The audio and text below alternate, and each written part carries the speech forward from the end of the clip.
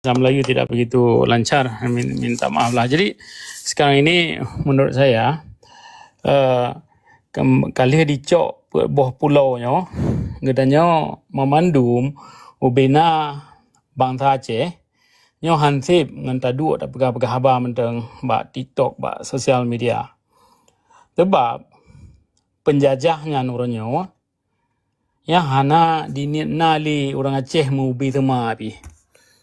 Orangnya masalah pulau viral sekarang, masalah 4 pulau yang telah diambil oleh Sumatera Utara. Jadi semua bangsa Aceh buat demo. Kita tidak tahu pasti kalau 4 pulau itu akan dikasih balik sama untuk orang Aceh atau tidak. Tapi yang pasti kita buat demo ambil pulau-pulau itu, ya, ini tidak akan menyelesaikan masalah. Mungkin tahun depan masalah lain lagi. Dari dulu kita dengan Indonesia Jawa ini selalu bermasalah dari dulu.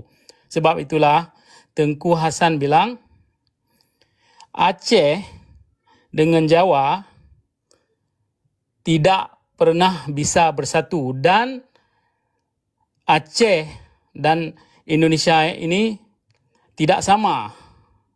Semuanya jauh perbedaan antara Aceh dan Jawa.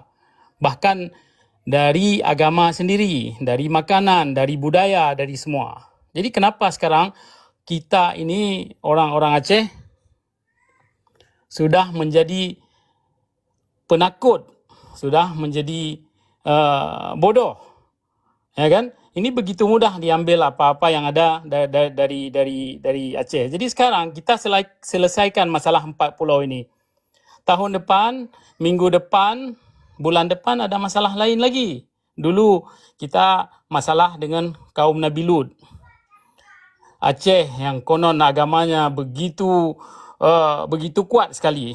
Tapi bisa kaum Nabi Lut jadi menang apa Ratu Cantik kaum Nabi Lut di Jakarta. Ini kan permainan Indonesia semua atas orang Aceh. Bangsa kita dibunuh atas nama rental mobil Imam Mashkur. Kan begitu mudah dia bunuh orang kita. Ini sekarang sudah masalah pulau. Masalah batalion lagi. Dalam MOU kan terjantum berapa ribu polisi dan berapa ribu tentera Indonesia yang bisa dimasukkan ke Aceh. Ya, jadi ini seperti siapa yang bilang itu orang Aceh itu seperti anak kecil dikasih bonbon sudah diam. Ya, jadi sekarang orang Aceh, bangsa Aceh, masyarakat Aceh yang tahu dirinya betul-betul orang Aceh, kita sudah cukup dipermainkan oleh penjajah ini. Ya, jadi orang-orang tua kita, nenek moyang kita begitu susah mempertahankan tanah Aceh ini.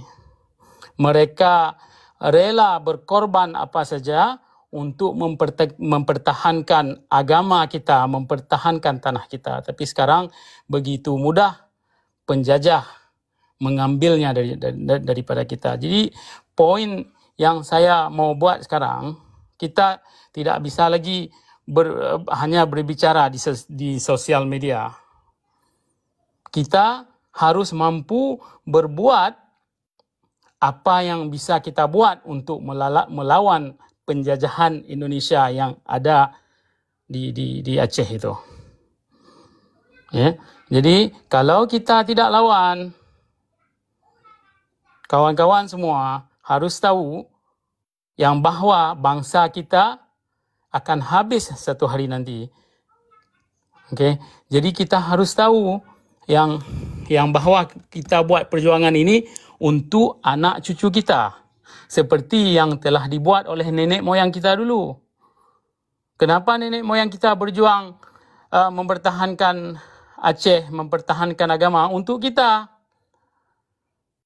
Okey, jadi kita harus berbuat juga demikian. Sebab itu wali kata kalau kita begitu mudah mengambil tanah ini dan kasih untuk Indonesia, kita sudah berkhianat dengan nenek moyang kita. Jadi kalau menurut saya, untuk kawan-kawan semua, berjuanglah untuk mempertahankan agama dan negara kita sebagaimana kemampuan kita. Kalau kita ada berkemampuan untuk melawan dengan senjata, kalau Indonesia itu pakai senjata, kita harus pakai senjata untuk mempertahankan diri. Kalau itu tidak sanggup, kalau kita sanggup untuk berbuat aksi damai, kita harus berbuat aksi damai. Kalau itu pun kita tidak sanggup, kalau kita sanggup berdoa, maka kita harus berdoa.